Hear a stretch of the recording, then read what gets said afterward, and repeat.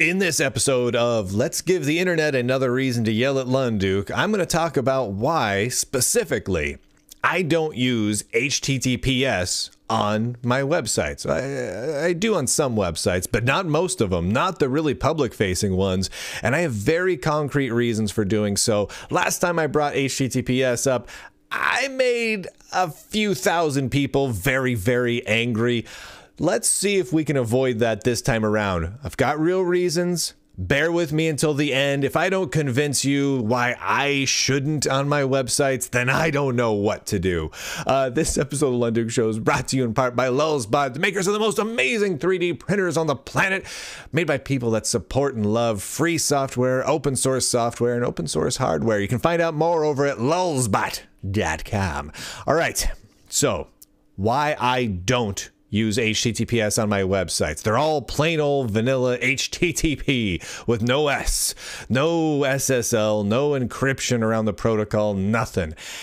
I really don't. If you go to lunduke.com right now or linuxtycoon.com, those are my two main websites people usually go to, you'll notice no HTTPS and even displays a real scary little unlocked red icon or a little statement of, oh my gosh, this website's super not secure, guys. So I'm really saying the truth here. And this, what I'm about to tell you, is not meant to be controversial. The last video I made around HTTPS, I didn't really mean to be controversial. I know the way I worded it. If you go back and watch it, I know why people kind of viewed it as a bit controversial, but that wasn't my intention. But this one, I really want to just display a couple of reasons, two key reasons why I don't. And I want to say first, before I present those two reasons, that HTTPS, the ability to use HTTP over SSL encrypted, is a good thing and has many, many uses. For example, if I were running the First National Bank of Lunduke, HTTPS would be pretty high on my list of things I'd have on my website. It would have real purpose and value to keep that information secure, and it has other uses other than just simply encrypting the communication going between you and the web server as well. One of the great uses of it is that you can then make it easier to authenticate what website you're connected to. It makes it a little harder for a sort of a man-in-the-middle attack, for someone to pretend to be, say, the First National Bank of Lunduke and whatnot. Not impossible. HTTPS is not foolproof by any means. It has many, many vulnerabilities, but it is significantly better than nothing in that regard. That said, despite those very real benefits, there's two good reasons to not use HTTPS. And the first is compatibility with older computers. I'm really big into retro computing. I am a big fan of having old machines continuing to function. I don't like it when old machines stop working with the world. It bugs me a little bit. And so HTTPS is a real problem there. If you go back in time, even just a handful of years, web browsers from just a couple years ago don't work across any website that requires HTTPS. Even Netscape, even later versions of Netscape don't function. They just don't. They just bork and die. It is awful, which means that there's people using machines that in all other ways are perfectly good computers that can no longer function on the modern World Wide Web. And that to me is a real shame. In fact, if you go to, like, let's say linuxtycoon.com, this is what linuxtycoon.com looks like, and I believe this is Netscape Navigator 3.0 on Mac OS 8, running on a 68K Macintosh. It's not the prettiest in the world. There's a couple of formatting issues because things have changed a little bit over the years, and I just haven't put in the time to make sure it looks fantastically perfect on all of them. Though I think with a couple of tweaks, I can make this website look great on those old browsers. But the key here is it works. You can go to that domain, you can browse it, you can read everything on it, you can click the links and see the images. It is a functional web page. If this were an HTTPS site, it would not load at all. That means that these older machines would cease to become functional on modern websites. And that would be a major shame, especially when, for someone like me, I like to make stuff that works with older gear, old operating systems, old hardware. And this is one of the major blockers for me. HTTPS, it gets in the way.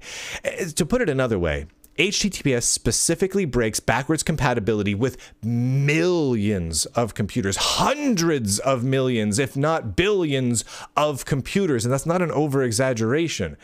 Machines simply cease to be able to communicate with the outside world in the way that you and I have become accustomed nowadays, not because they can't render basic HTML, but because we've demanded that people only connect over HTTPS.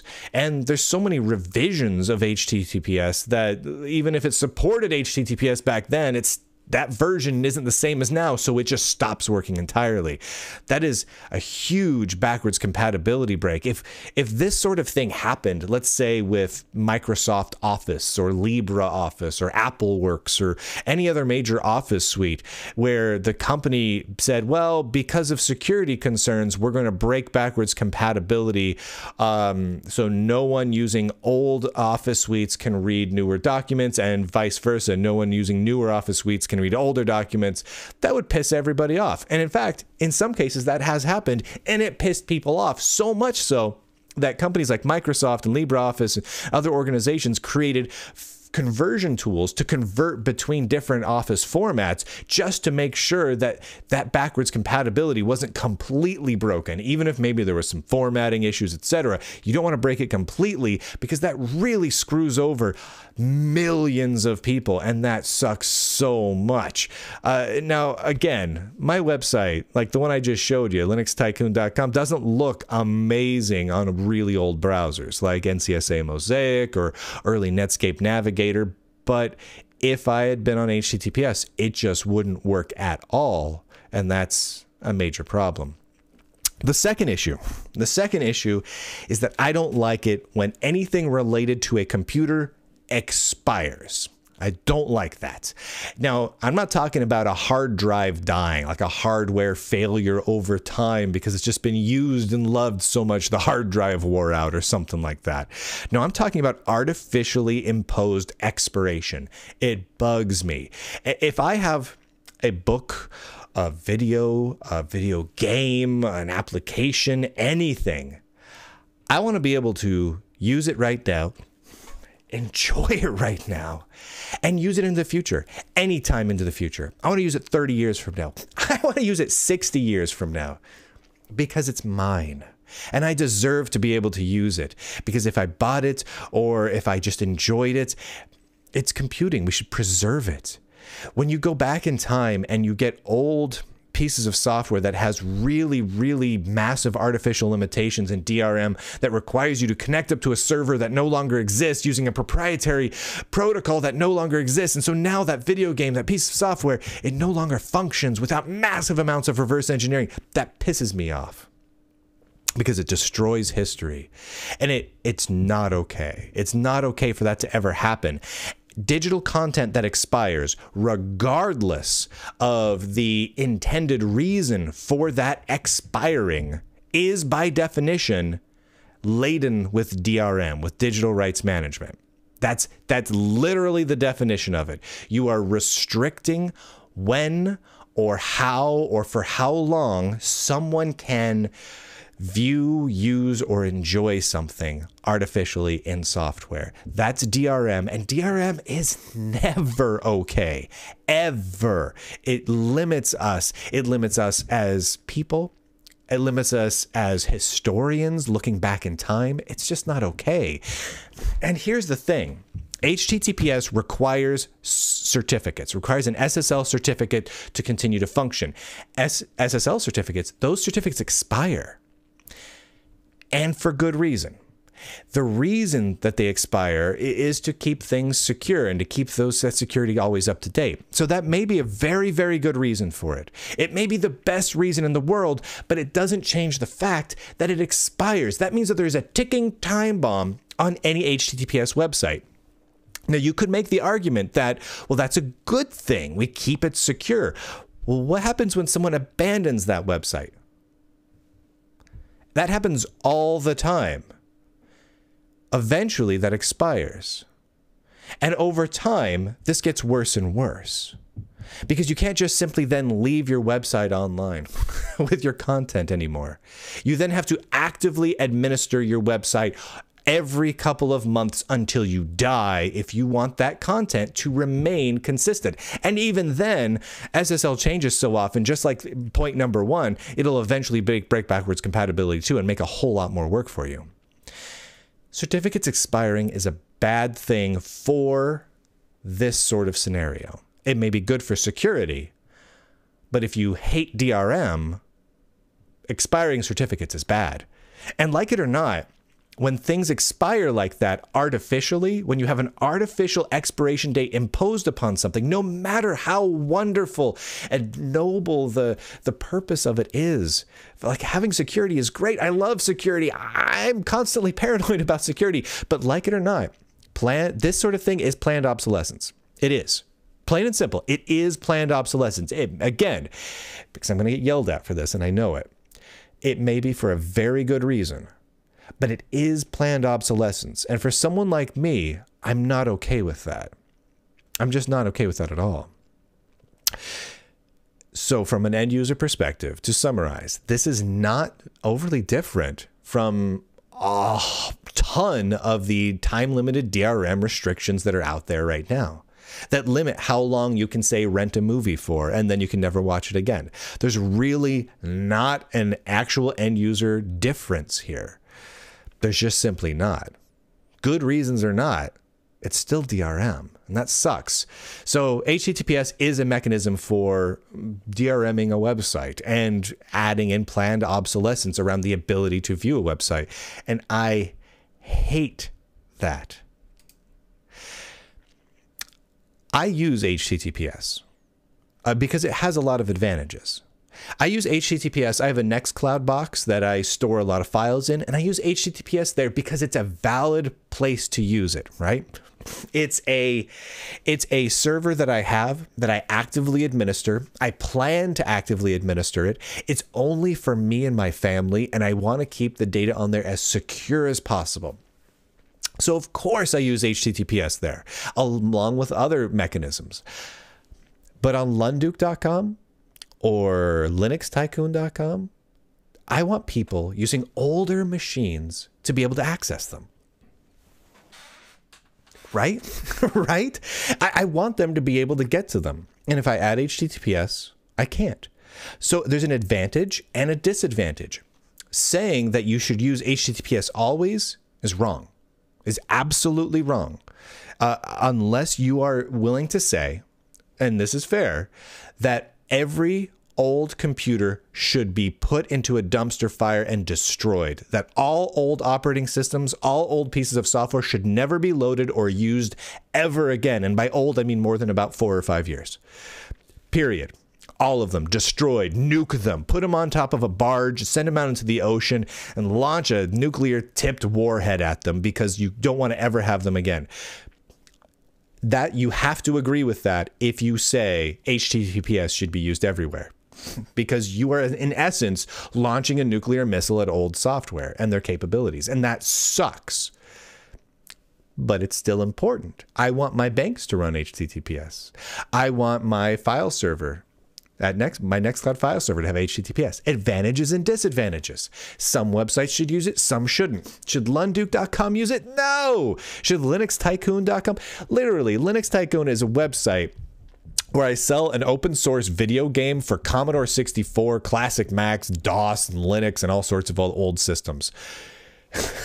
How ridiculous would it be if you could not load that website on, say, Netscape Navigator? How ridiculous would that be? It would be insane. That would be bonkers. So, again, HTTPS, it has real disadvantages, but it does have some advantages. Unlike JavaScript, which is always bad. This episode of the Lunduke Show is brought to you in part by Purism, who make beautiful laptops filled with beautiful free software and only free software. In fact, their operating system that they preload on their systems, Free Software Foundation approved. Doesn't get much better than that. It has hardware kill switches on it too. You really owe it to yourself to go check out what they're talking about on their website. It's absolutely fantastic. You can find out more over at Purism, PURI.SM, and Pogo Linux. Love these guys so very, very much. If you need a big storage server, if you need a big compute server, if you need just one heck of a beefy VR workstation, go to pogolinux.com, look around. Even if you don't buy something, look around and spec things out, because it's really fun to spec out like dream machines and servers and workstations on their website.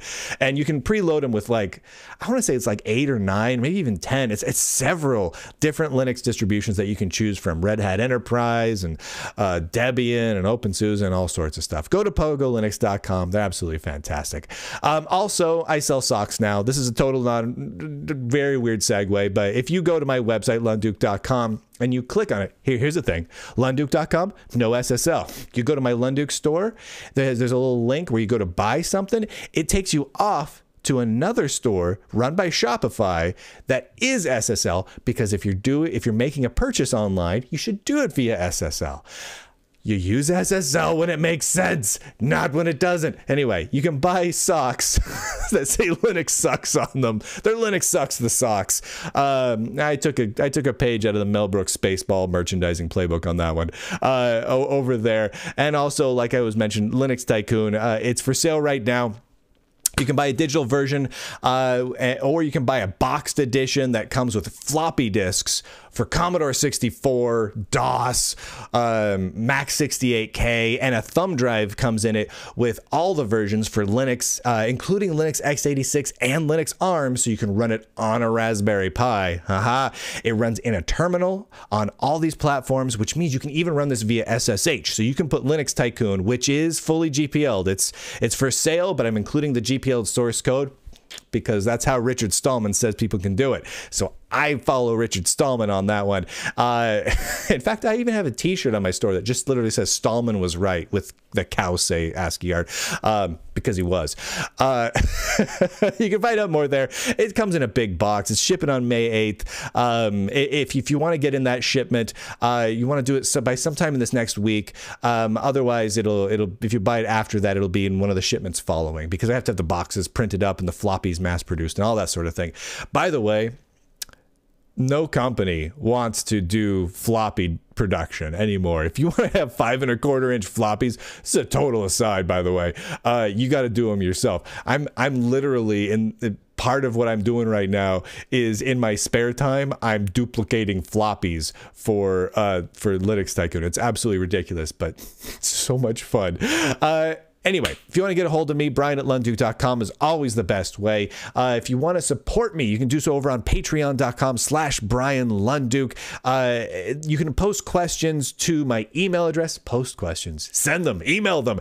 Use the subject line Linux Thursday if you want to get them into the Linux Thursday show, where we talk about free software and open source and all that good stuff. And a big thanks to all the Patreon supporters. I owe you guys high fives galore. High fives don't even quite cut it.